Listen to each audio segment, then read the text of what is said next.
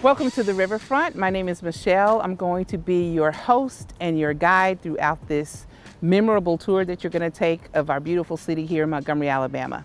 I wanted to start off here simply because this is where a lot of our history unfolds. This is the Encantada Village, historically known, but right directly behind you is where the 5 organized tribes were housed. You had your Choctaw, Chickasaw, the Cherokee, the Creeks, the Seminoles, the Muskogee Indians that all migrated here in this area. And of course, as you know, they were here first. So you can't come to Montgomery, Alabama, you can't visit Alabama, Georgia, Mississippi, Louisiana without first talking about the natives, the Native Americans, the indigenous tribes that lived here in this area. We all know the story about the Trail of Tears, and if you don't know about the Trail of Tears, I implore you to please go online and look it up. How Andrew Jackson, by 1830, petitioned Congress to remove native tribes from their land. This is the South, so in the South, they were looking for property. The settlers were looking to pretty much cultivate land. Cotton, by 1819, was king. So what did they do? They started labeling these people as savages. For years, this indigenous tribe was here, all 5 of them. So at one point in time, Alabama had nearly 38 tribes. One of those tribes, Alabama, gets her name. If you can tell me the name of the tribe, I might send you something a little bit extra. Think about it. Name the tribe that Alabama gets her name. You ready? Alabama. They were called the Alabama Indians, nicknamed the Alabamas.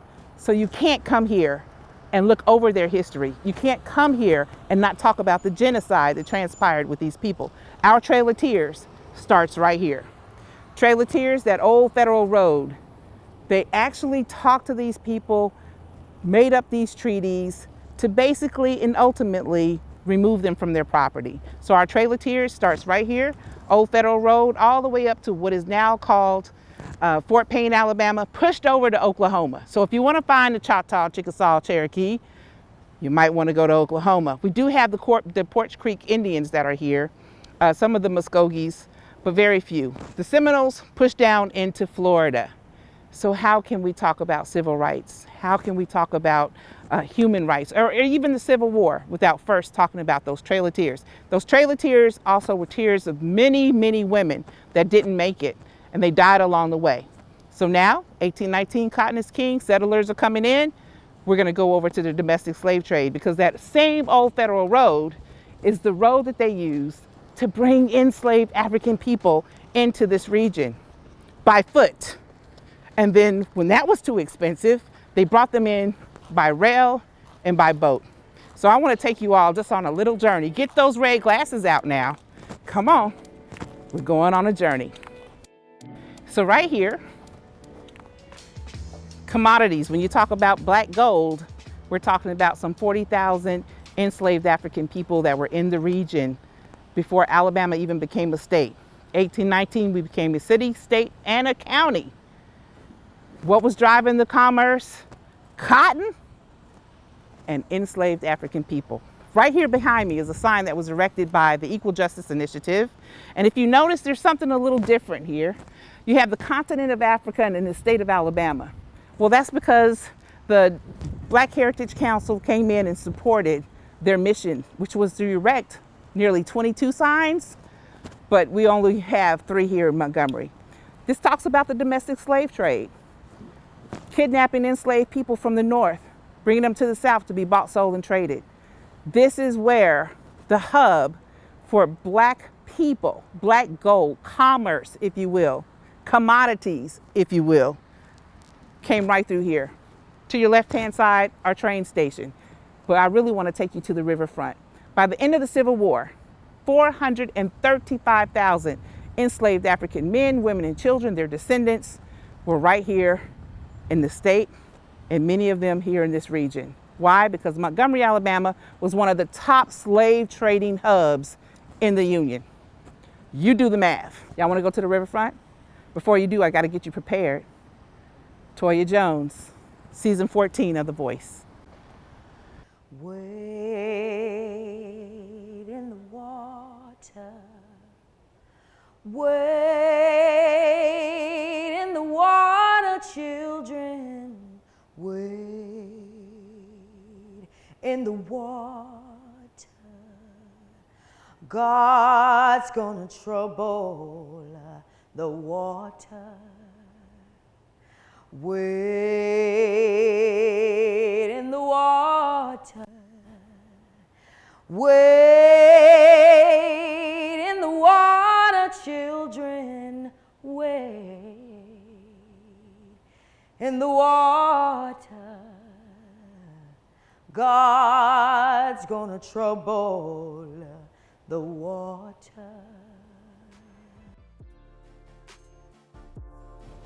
I wanted to bring you here to our riverfront. This is the Alabama River. There are 3 rivers that comprise of this one river. It's the Coosa and the Tallapoosa. They all intertwine to make it the Alabama River. There were 3 docks. You have Mobile, Selma, Montgomery. So coming up this pathway here, the steamboats. This is a replica of the Harriet I. This is the Harriet II, the Harriet. I'll tell you all a little bit about that later. This is the Harriet II. Today it's used as our entertainment cruise ship, but before that, back in the early 1800s, it was used to transport enslaved African people in through this port. So right around in here, this place will flood on a given one good, hurricane. So I want to bring you down through here though, because there's something in your box that I want you to open it up. And I want you to pull up that little ball of cotton. See this bowl of cotton here? So historically, of course, cotton was not only king, but this was the main commodity at the time that was driving the commerce for Montgomery, Alabama, along with the importation of slaves. Initially, there's little pricks here. Those pricks should be pricking your fingers. But I just want you, just for a moment, take those red glasses out of your bag, and I want you to put them on because I need you to see. The song said, I once was blind, but now I see. So people ask me all the time, well, Michelle, what do you think that people are going to think or say after they take your tour? I don't care. What I want you to do is I want you to open up your eyes so that you can see. That's why we have the red glasses. See this history through a different perspective. Open up your heart. Take off the blinders and put on the red glasses so that you can see what we're trying to say to you, so that you can hear. And after you hear, after you see, then you can make the positive changes that you need to change in terms of social justice and taking this conversation where it should go. So this bowl of cotton, I want you to stand up now. I want you to stand up and let's do a little yoga. Ain't nobody down here. Y'all want to do some yoga? Let's do some yoga. Now I want you to take that ball of cotton and I want you to stand in the position. I want you to stretch up. And then we're gonna go all the way down. We're gonna stretch that back. But as you're stretching that back, I also want you to just stay there.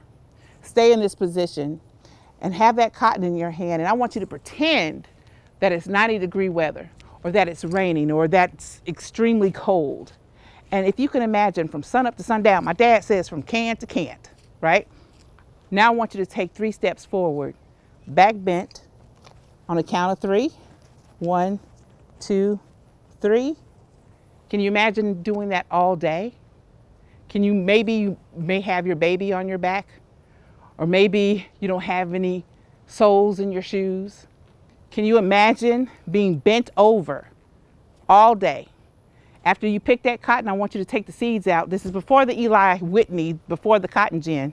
You have to take the seeds out of the bowl of cotton. And after you do that, I want you to bale it, weigh it. You bring it down here to what we call the cotton slide. And they would roll those big bales of cotton down to the steamboats, like what you have here. Come on over here, I want you to see this too. Hold on to that cotton, put it back in your, whoop, I dropped it. Right here, this is a timeline that talks about Montgomery's history. Just want you to kind of scroll through here. And just if you will, at one glance, is there anything missing that you can see? Anything missing? We have right here, they're talking about the indigenous, of course, DeSoto, talking about Dexter and Scott, John Scott. This is John Scott. I'm sorry, this is Andrew Dexter, and this is John Scott. Andrew Dexter was an attorney from Massachusetts. John Scott was a planter from Georgia, owned plenty of slaves. Right here. Streets named after them and everything. City built on commerce. What's missing is the commerce. Those enslaved African people, some 435,000 towards the end of the Civil War. There's no indication of it, except for when you get to a city built on commerce. We'll put the graphic up so you can see it. It gets down to the Harriet arrived and transformed Montgomery into an important regional hub for the shipping, trading, and storing of cotton and many other important commodities. There's no mention of the people that built this city. That's why I wanted to bring you down here, because some of those people, those women, they also made the bricks, they built the buildings, they were part of construction crews. And not only that, they aided in terms, well, you know what? It's not even aided. They were forced into experimentation. James Marion Sims. This is a tour where I need your eyes to be open and for your heart to be enlightened. So now that you've learned a little bit of history, how Montgomery was founded, the route into the city, this is where those men, women, and children came. They walked to many of their deaths, many of them to the auction block. But there's a tunnel that I want you to somewhat feel the presence. There was a man by the name of John Newton who wrote a song about the amazing grace. Now, his grace was because he was a slave owner or slave trader. He worked on the slave ships, and his eyes were enlightened. They were open. So next, coming up, you're going to hear Toya Jones, season 14 of The Voice, sing Amazing Grace. But in that, I want you to close your eyes as she sings it and just be open to having your eyes opened so that you can learn a little bit more of this history. Amazing grace, how sweet the sound that saved a wretch like me. I once was lost, but now I'm found. Was blind, but now I see.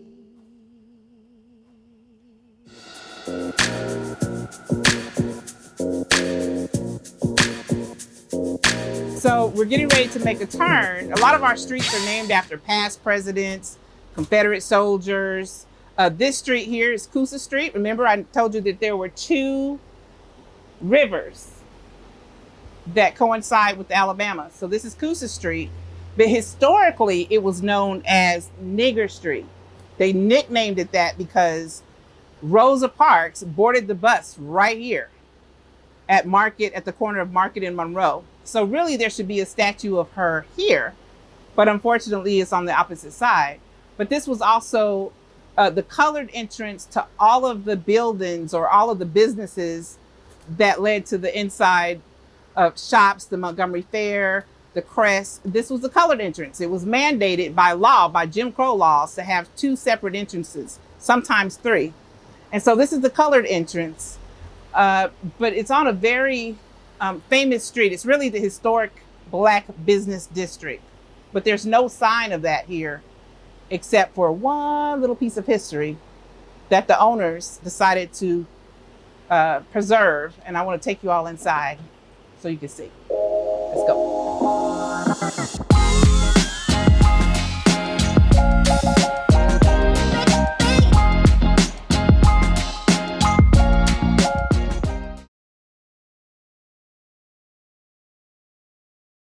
The face in the stones is a mirror looking into you. For beneath you streams have flowed and rivers of earth have moved beneath your feet, but you have never witnessed the immovability of stones quite like these. You see, the weight of our sorrows was growing so enormous, our spirits were weak. Strong winds of resistance kept blowing, and to this journey, the outcome seemed bleak. And yet, we traveled on. Dr. King felt the brush of an angel's wing, cried out, "Let freedom ring!" And the stones, well, they cried out too. For darkly we gazed into the days ahead, and we looked to see the might of her granite wonders there, beneath the touch of time's unerring hand, like priceless treasures sinking in the sand. The way they hold you, give you a way forward and a doorway in, staunches your need to leave, and then becomes faithful by going nowhere. And just like you too, who have come from so far to be touched by everything you found. But until we reach a common ground and become unbound, because the well is running dry, racial tensions are running high, under 21, far too young to die. No, it ain't fair. It's hard when you're looking for love and it ain't there. Hard when you're looking for peace and it ain't there. Hard when you're looking for joy and it ain't there. But how long will it be till a voice of liberty can cry out so free and ask, what can you do for your country? Not what can your country do for you? How long will it be till a voice of liberty can cry out so free and say that truth crushed to the earth will one day rise again? How long will it be till a voice of liberty can cry out so free and say, I have a dream? How long will it be till a voice of liberty can cry out so free without the stones having to cry out too? So I gotta keep moving,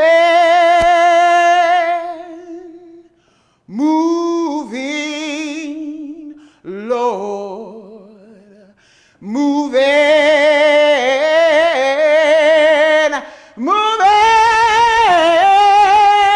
Lord.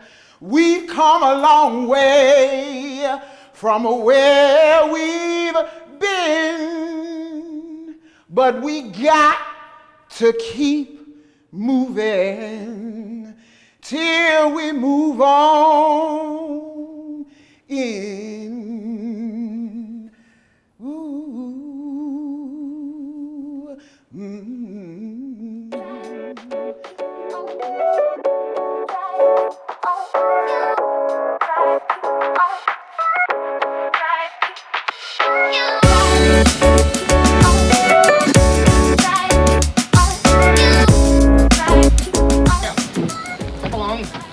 One male house slave, 52 years old, sound of wind and free from blemishes. What am I offered, gentlemen? What am I offered? Make a bid. We'll make it hot. So now we're here at the fountain. They call it One Court Square. Historically, it's known as the slave auction. This is the marketplace where men, women, and children were brought up from the riverfront, held at one of those depots along the way, and then brought here to be bought, sold, and traded. Today, it is the site of our Black Lives Matter mural, which I am very, very happy to say that is my design and something that I curated along with some of my fellow colleagues. And so basically, this is where the footsteps of those men, women, and children were brought here. If you were to start from 1619, it goes all the way around, all the way to 2020, where we are today, still flat on our backs, dealing with the injustices and the inhumane practices of killing Black people without a cause. But right here are the footsteps of where to honor those men, women, and children that were bought, sold, and traded. This is Hebe. She's the cupbearer to the gods. She's also the fountain of youth. But today she's a distraction from what this real history is all about in downtown Montgomery, Alabama. The women, along with the men, mainly women, helped build the buildings. They crafted the bricks. So in your packet, in your little box, there's a little bit of a brick there, and I want to show you. I'm going to take you to one of the spaces where enslaved African women not only made the bricks, but they built the building. But right here, this is a sacred place for us because this is where our ancestors constantly speak to us on a day-to-day basis as to the inhumane injustices that transpired right here. I wanted to also bring someone that's kind of hidden in the shadow. There's a narrative out there that talks about the women of the civil rights movement, but oftentimes they miss a couple of the key players. And one of them just so happens to be the mother of Butler Browder. Her name was Aurelia Browder. And Butler, thank you for coming. And can you just share with us about your mother, what she meant to the movement? Because she's hidden, but your mother's name is actually engrafted in stone on the corner here. So let's just talk a little bit about Browder versus Gale and your mom and her role in the civil rights movement. My mother was a lead plaintiff in the case Browder v. Gale, and that case is why Montgomery is the birthplace of the modern civil rights movement. It changed our culture from a legal standpoint of being controlled by Plessy v. Ferguson as opposed to Browder v. Gale. Browder v. Gale guaranteed us our rights under the Constitution, under the 14th Amendment. Plessy violated that. It took those rights away. And that's the premise that we live under today, Plessy v. Ferguson, equal rights and protection of the law for everybody. My mother was a lead plaintiff because she was arrested on the bus prior to the noted Rosa Parks, as were many other people. Rosa Parks was not the first to be arrested or to refuse to give up her seat, but really the last. There were many people before, even before my mother.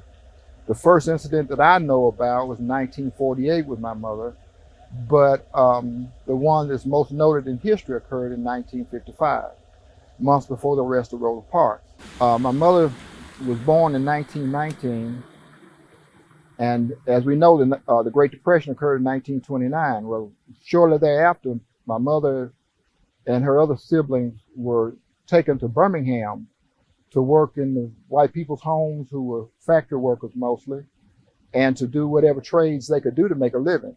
The boys stayed home with their father, and the girls went with their mother. From that point forward, my mother came back to Montgomery in the late 30s, early 40s. She bought 2 houses on South Hall Street. One she lived in, and she rented the other to her sister. Then when she met my father in the mid-40s, she moved to Highland Avenue, and she rented the other house that she was in, to her brother. Finally, she sold both of them. She also owned property on Pier Hill Road. She sought to build a hotel on that piece of property in 1960. She submitted a building permit to the city of Montgomery. This was the property that she was raised on. They told her that the water table was too high, so she sold the property. That property now houses the industrial park at the intersection of Pier Hill Road and Interstate 85. Her first arrest in 1948 by the bus driver she resorted to never having that problem again.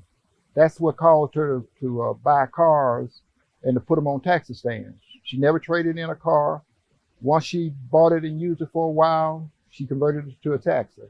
She developed a long-time relationship with Brubaker Motors. There was a man named Mr. Cooper. Never will forget him. Whenever he got a nice car in, he'd call her. We're going to send it out to your house, and you try it out. If you like it, keep it. If you don't, send it back. I didn't know many black people that had that kind of clout in business. She also believed that you deal with the same people all the time, so you develop a rapport with that business. She did all her banking with First National Bank, right here, right over there. And all of her car transactions from the time she met Mr. Cooper were with Brubaker Motors. So don't let the ills of life end your life, make it better of them. I think that's what she would say.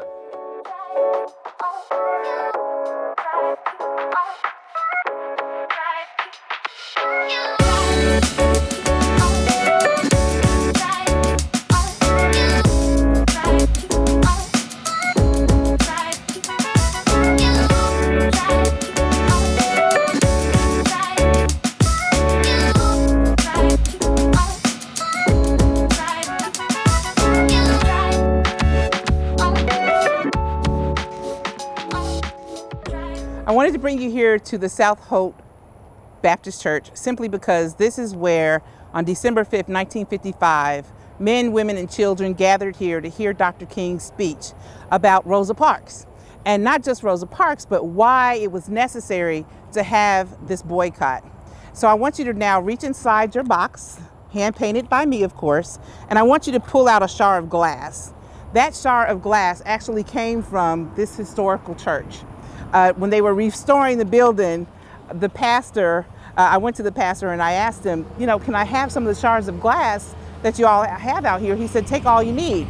So I did that because when I want you to come to Montgomery, but we're bringing Montgomery to you. The shard of glass was actually from December 5th, 1955. This church was built in 1909 and Black architects were the ones who built it. But I want you to have a piece of shard of glass and a piece of artwork by me. That pew that's in the artwork actually came from this church. So it was very important for women, number one, to be a part of this movement simply because we know how to pray. I don't know if you're atheist, Methodist, Episcopalian, Jewish, whatever your religion is, agnostic. You may not believe at all, but it was that belief in Christ that actually got them to the other side, like Moses in Exodus. December 5th, 1955, right here, 5,000 people gathered to hear Dr. King say, what we're getting ready to do tomorrow, if it's wrong, then Jesus Christ himself is wrong. Basically, he was gearing people up ready for this 382 days of boycotting. And it took women of prayer, they took the gloves off. And that's the name of the piece that's inside your package. Take the gloves off. Precious Lord, take my hand and lead me on, and let me stand. I am tired, I am weak, I am worn through the storm and through the night. Lord, lead me on to the light. Take my hand, precious Lord, and lead me on. So right here in Montgomery, Alabama, we have J. Marion Sims, who was the, quote, doctor. They deemed him as the father of gynecology, and he's at our state's capital. But right here on this street in a little unknown spot is his office, the sick house, where he did a lot of his experiments, where he would experiment on enslaved African women without anesthesia.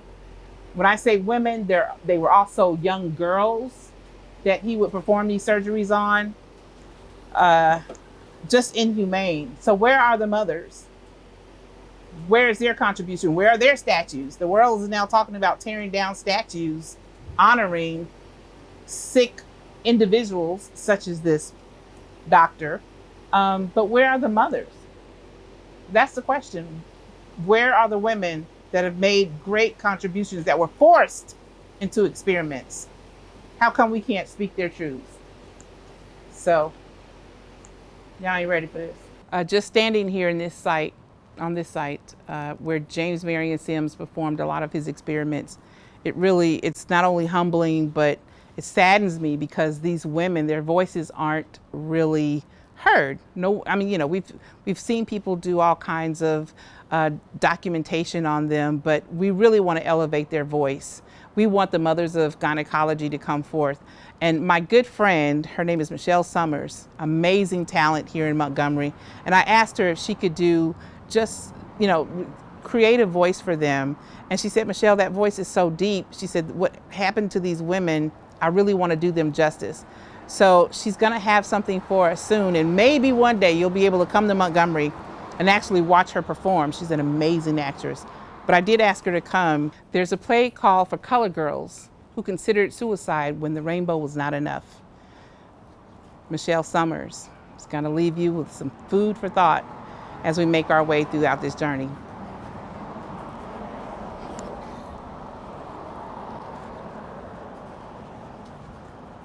Dark phrases of womanhood, of never having been a girl, half notes scattered without rhythm, no tune, distraught laughter falling over a black girl's shoulder. It's funny, it's hysterical, the melodylessness of her dance. Shh, don't tell nobody. Don't tell a soul. She's dancing on big hands and shingles. Well, this must be the Spook House.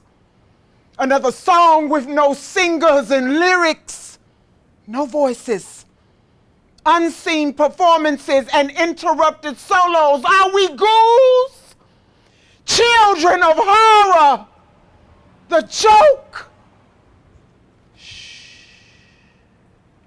Don't tell nobody. Don't tell a soul. Are we animals? Have we gone crazy?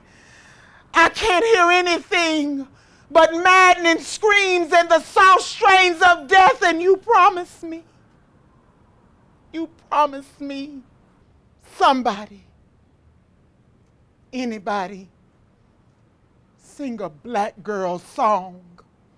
Bring her out to know herself, to know you. Sing her rhythms, caring, struggle, hard times, torture. She's been dead for so long, closed in silence for so long, she don't even know the sound of her own voice, her infinite beauty. She's half notes scattered without rhythm, no tune. Sing her sighs, sing the song of her possibilities, sing a righteous gospel, and let her be born. Let us be born. Let her be born and handled warmly. This is for color girls who have considered suicide but are moving to the ends of their own rainbows.